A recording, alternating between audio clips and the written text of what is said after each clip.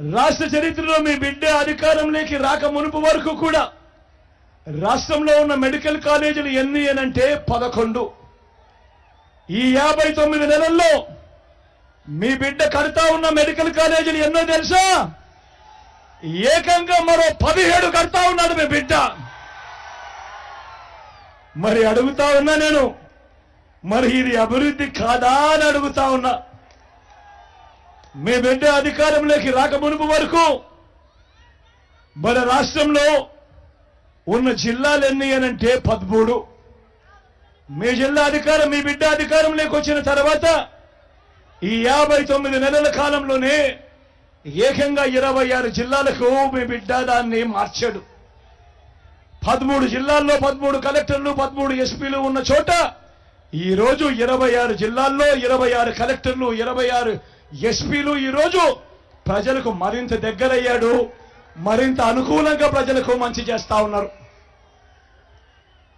మొట్టమొదటిసారిగా రాష్ట్రంలో ఇప్పుడు ఊహించిన విధంగా మొట్టమొదటిసారిగా 3 రాజధానుల దిశగా అడుగులు వేసింది కేవలం ఈ 59 నెలల కాలంలో మీ బిడ్డకు మాత్రమే ఆ ధైర్యం ఉంది అని చెప్పి కూడా చెప్పడానికి గర్వపడతా ఉన్నాడు.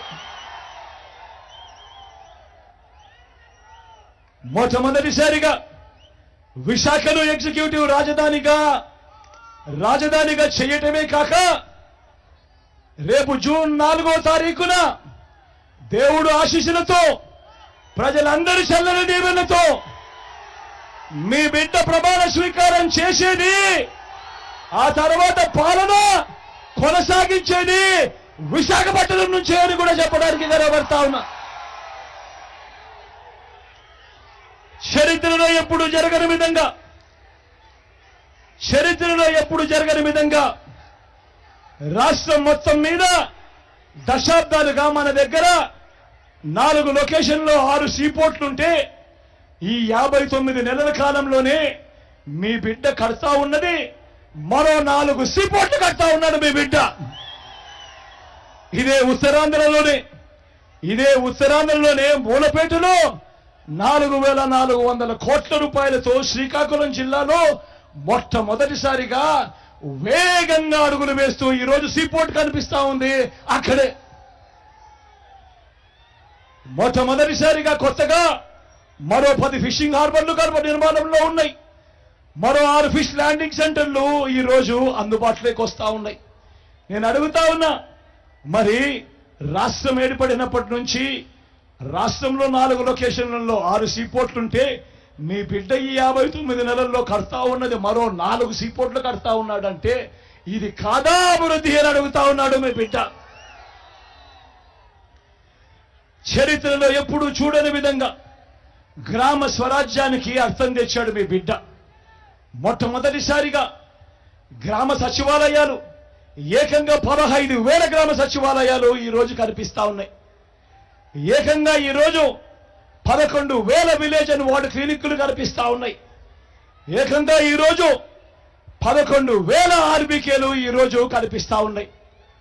ఇవన్నీ కూడా వీటి అన్నిటితో పాటు ఈరోజు రాష్ట్రంలో ఎప్పుడు చూడని విధంగా ఏకంగా 60-70 ఇళ్లకు ఒక వాలంటీర్లు నియమిస్తూ ఏకంగా 2,60,000 మంది వాలంటీర్లు ఈరోజు ఒక వ్యవస్థ కింద ఇవన్నీ కూడా పనిచేస్తూ ఎక్కడ లంచాలు లేకుండా ఎక్కడ వివక్ష లేకుండా ఈరోజు అర్హత మాత్రమే ప్రమాణంగా తీసుకొని కులం చూడడం లేదు, మతం చూడడం లేదు, రాజకీయాలు చూడడం లేదు, చివరికి వాళ్ళు ఏ పార్టీకి ఓటు వేశారో అన్నది కూడా చూడకుండా ఈరోజు మీ బిడ్డ పాలనలో ఈరోజు ప్రతి ఒక్క అర్హుడికి కూడా తలుపు తట్టి ఇంటి వద్దకే పౌర సేవలు, ఇంటి వద్దకే పెన్షన్, ఇంటి వద్దకే రేషన్, ఇంటి వద్దకే ఈరోజు ఇవన్నీ కూడా పథకాలన్నీ కూడా అందుతా ఉన్న పాలన మొట్టమొదటిసారిగా జరుగుతా ఉంది అంటే అది అభివృద్ధి కాదా అని అడుగుతా ఉన్నాడు మీ బిడ్డ.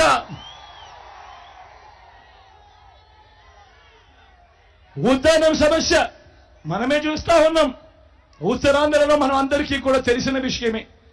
ఉద్దానం సమస్య, అక్కడ కిడ్నీ బాధితులు పరిస్థితులు ఏమిటి అని చెప్పి దశాబ్దాలుగా మనం అంతా కూడా చూస్తా ఉన్నాం.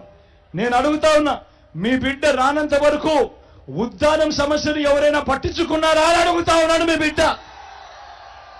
కానీ ఈ 59 నెలల కాలంలో మీ బిడ్డ వచ్చిన తర్వాత ఏకంగా 780 కోట్ల రూపాయలతో హిరమండలం నుంచి పైప్ లైన్ వేసి ఉద్దానం ప్రాంతానికి నీళ్లు తీసుకువచ్చి స్టార్ట్ చేసింది, కమిషన్ చేసింది రెండు మీ బిడ్డ కాదా అని అడుగుతా ఉన్నాడు. ఉద్దానం సమస్యకు పర్మనెంట్ గా సొల్యూషన్ చూపించింది మీ బిడ్డ కాదా అని అడుగుతా ఉన్నాడు. అదే ఉద్దానం ప్రాంతంలో కిడ్నీ రీసెర్చ్ సెంటర్ కూడా 80 కోట్లతో